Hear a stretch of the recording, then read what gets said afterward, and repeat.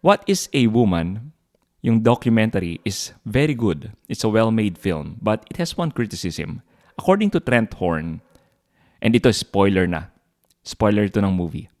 I'll give you 5 seconds to pause muna if you don't want to hear spoilers. 5, 4, 3, 2, 1. Okay, ito na, spoiler filled na to. So, ito yung criticism. It doesn't expound much on the true meaning of the word woman. Kaya, in this podcast episode of the J. Aruga Show, we'll answer just that. What is a woman? At hindi lang yan, may bonus tayong question na sasagutin. Alam niyo ba kung ano yon? Eto, wait for it. What is a man? So you don't only get one definition of a word, but 2 words in this episode. San pa kayo? Man and woman, i-define natin. Okay? Before we go there, sabi kasi ng ibang mga trans activist, sex daw ay assigned at birth. May katotohanan ba ito? The answer is, wala. Pero bago ang lahat, baka kasi isipin ng mga kaibigan natin sa LGBTQ plus community na pinupuntirya ko sila palagi sa podcast na ito. Of course, hindi. Of course, hindi ko kayo pinupuntirya. Nagkataon lang na ito yung topic natin ngayon. Okay, game. So, back to the topic na. Totoo ba na a doctor assigns the sex at birth? Alam ng lahat ng magulang na ang bata, bago pa ipanganak, somewhere roughly around 5 months of pregnancy, maybe less, gamit ang technology na kung tawagin ay ultrasound, malalaman mo na ang sex ng bata sa sinapupunan. At paano malalaman?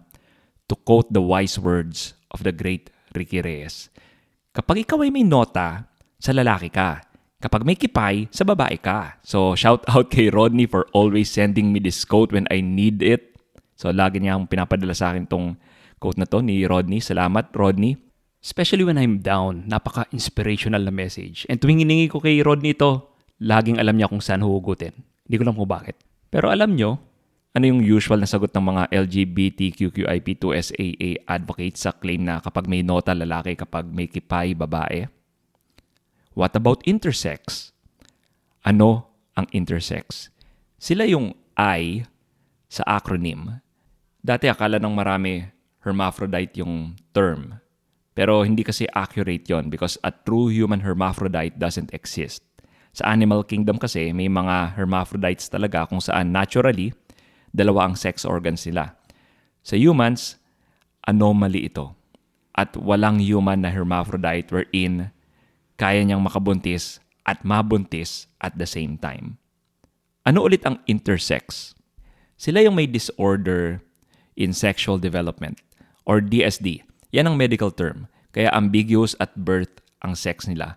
Pero in the vast number of cases, kaya malaman kung male sila or female. The funny thing sa pagsama nila sa intersex sa acronym is, una, hindi naman sexual orientation ang intersex.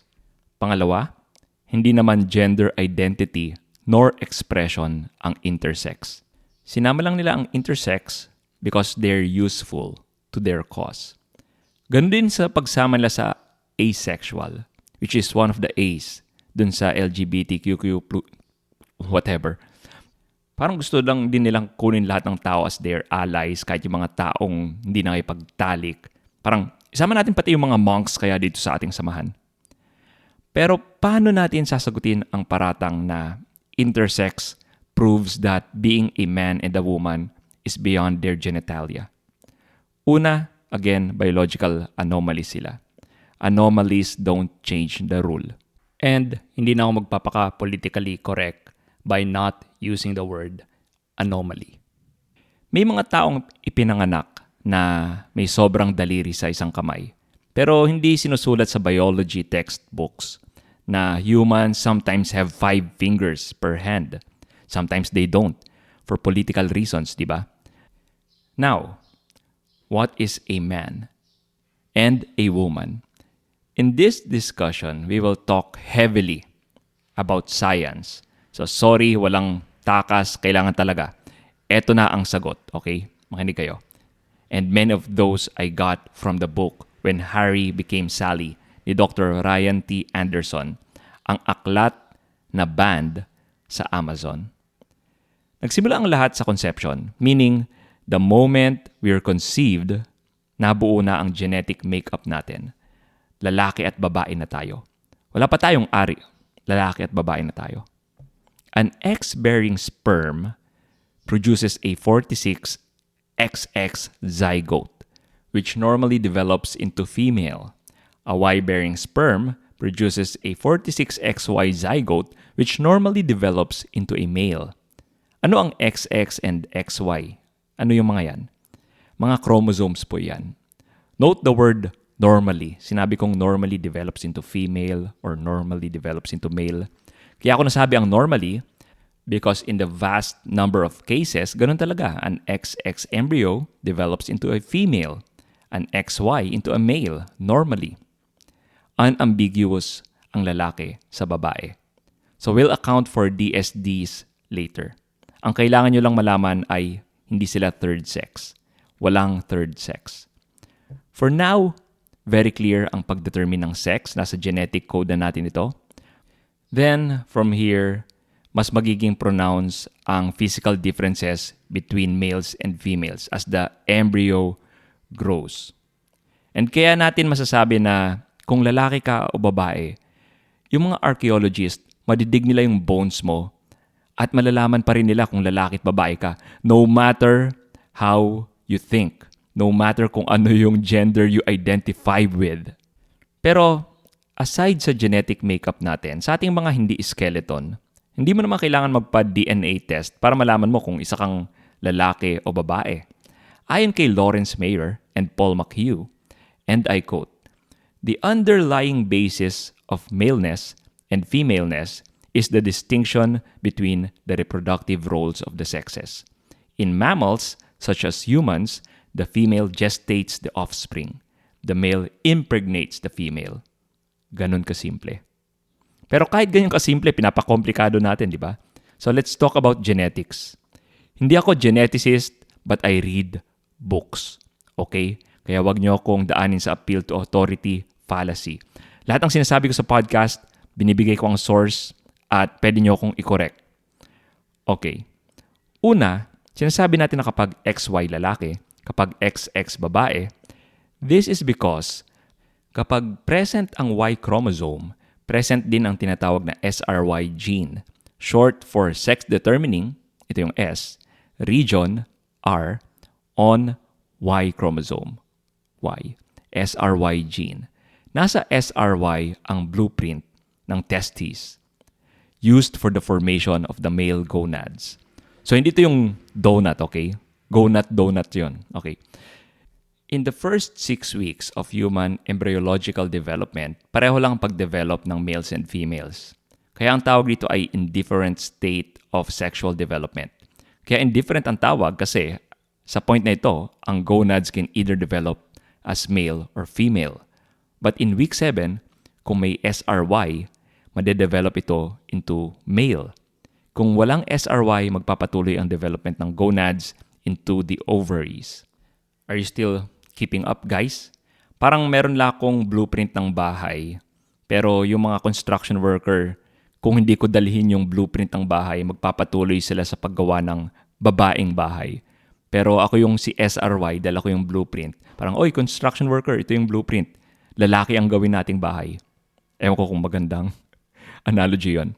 So once the ovaries or testes are formed, ayon sa Journal of Cellular Physiology, they become the primary regulators of mammalian sexual differentiation by secreting of sex-specific hormones that regulate downstream developmental process. Ano ang kahulugan ng lahat ng sinabi ko? Eto, from the genes, lumalabas na ang physical manifestation ng pagiging lalaki at babae. Kasi nagbubuga na ng sex-specific hormones to regulate yung pag-develop ng bata. Testosterone sa lalaki, estrogen sa babae. Kung hindi dahil sa sexual organs, by the way, ang isang batang lalaki at isang batang babae, halos pareho sila ng itsura, pareho sila ng pangangatawan. mas nagiging pronounced lang ang difference as soon as puberty kicks in. At ito yung reason kung bakit eager ang mga trans ideologues na pigilan ang puberty ng mga gustong mag-transition sa kabilang gender. Because once puberty kicks in, tuloy-tuloy na yan. May difference in size, shape, bone length, and density. May difference din sa fat distribution, so nagiging breast minsan ng babae. Muscle mass. Maraming physical differences ang lalaki at babae. Ang tawag sa mga ito ay secondary sex differences. Hindi ito ang nagdi-define kung ano ang lalaki at babae. Ang primary sex difference is how are we, with respect to reproducing, ang nag-organize sa pagiging male or female natin. Dito nalilito ang society kasi kapag secondary sex differences na ang ginagamit sa pagdetermine ng sex, nagiging mababaw, parang nagiging costume na lang ang woman na dapat suotin. Dapat ay ang primary sex difference pa rin ang main determining factor kung ano ang man or woman.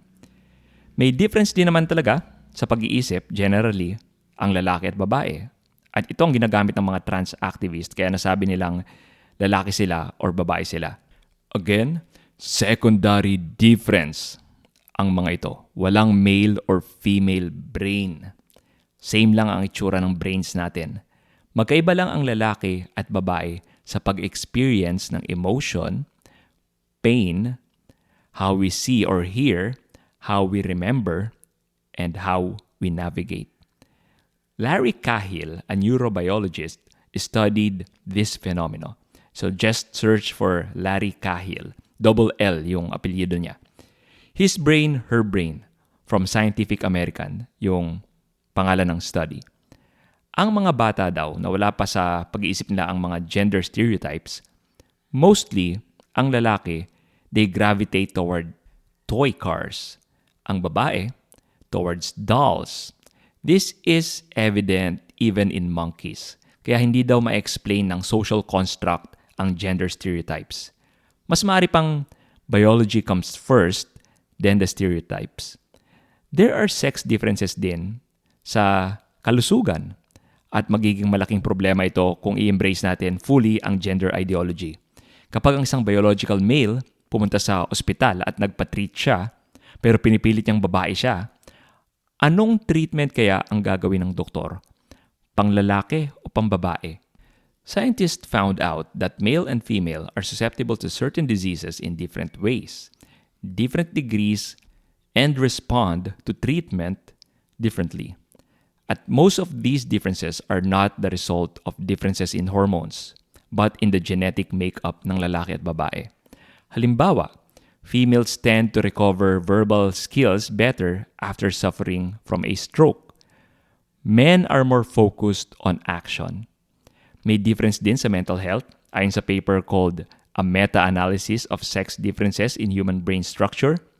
Men are more inclined to conditions like autism, ADHD, language impairment, Tourette syndrome, and dyslexia. Females are more inclined towards depression, anxiety disorder, and anorexia nervosa. May mga pagkakaiba din ang lalaki sa babae when it comes to the meds given to us. Halimbawa, magkaiba ang response ng lalaki at babae to pain. Kaya nga, kapag nasasaktan na tayo, okay lang. Kaya natin to, kakayanin. Ganyan kami mga lalaki.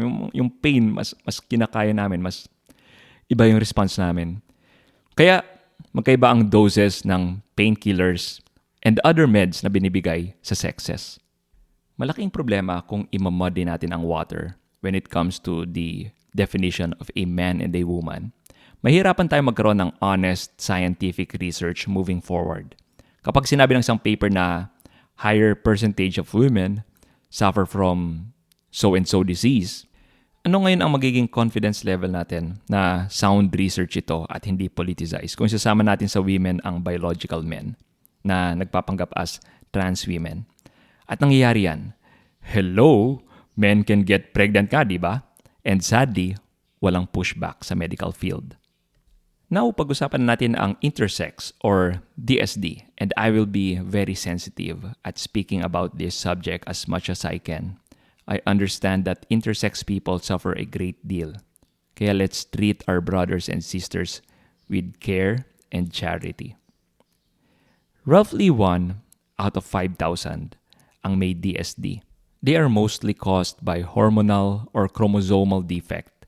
Ang isang sikat na example nito ay ang Klinefelter syndrome kung saan instead of 46 chromosomes ay 47 ang chromosomes ng isang tao. At XXY ito. And guys, sa pinag-usapan natin kanina, the presence of the Y chromosome means may SRY siya. So they develop as males. However, medyo hindi lang normal ang proportions niya. Yung proportions ng katawan ng tinutukoy ko. And maaring may enlarged breast siya. Most of the time, may problema din sa reproduction. Another common DSD is the Turner syndrome na may 45 chromosomes lang instead of 46. Dito ay may single X chromosome lang siya. At kung susundin natin ang napag-usapan natin kanina, wala siyang SRY. So ano yung magiging development ng kanyang sex? I'll give you a chance to answer. So ipadala yung sagot nyo sa, hindi, joke lang. Female siya. Kaso infertile siya kasi nasa 2X chromosomes ang blueprint for normal development ng ovaries. Bukod sa Klinefelter at Turner syndrome, may 3 categories ang DSD. First, those with XY chromosomes that develop some female characteristics. Ang tawag dito ay XY-DSD. Second, those with XX chromosomes who develop male characteristics. Ang tawag dito ay XX-DSD. Number 3, those with more than one set of chromosomes na nag-develop ng ovarian and testicular cell line. Ang tawag dito ay ovutesticular DSD. Sa first category, may mga taong XY ang chromosomes pero sometimes may mga Y chromosomes na walang SRY gene. As a result, wala ang blueprint ng testes kaya they become female. Babae ang mga ito. Sa second category, XX chromosome na nag-develop into male. Minsan, in a very rare instance, ang SRY gene ay nag-translocate sa X chromosome. Sa sperm nangyayari ito. May mga very rare na sperm wherein lumipat ang SRY gene sa X. Ang tawag nila dito ay meiotic crossover. So, fancy term. At dahil what matters in male development is the SRY gene, they develop as males, pero infertile sila. Ang isang napaka-rare na DSD, the ovutesticular DSD, which happens in 1 out of 100,000, sila ay may 2 sets of chromosomes, XX and XY. Ang tawag sa kanila ay mosaic. There's another condition called chimera. Search nyo lang yon at your own time. Sa mga cases na to, ambiguous na ang body formation at genitalia.